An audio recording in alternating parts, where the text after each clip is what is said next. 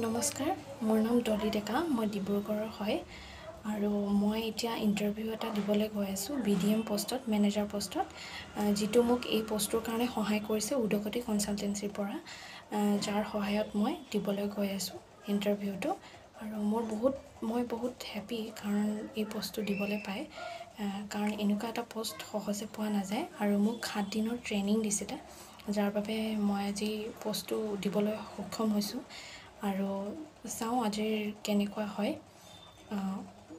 আৰু আপোনালোকেও এই উদগতি কনচালটেঞ্চি ইউটিউবত চাৰ্চ কৰিলেই পাব। ইউটিউবত আপোনালোকে কণ্টেক্ট নম্বৰ আছে, তাতে কণ্টেক্ট কৰিব পাৰিব। আপোনালোকেও যোনবিলাকে ধৰক কাম পোৱা নাই, চাকৰি পোৱা নাই, তেওঁলোকে এইটো প্ৰাইভেট ছেক্টৰৰ ক্ষেত্ৰত মানে কামবোৰ কৰিব পাৰে। ঠিক আছে, নমস্কাৰ।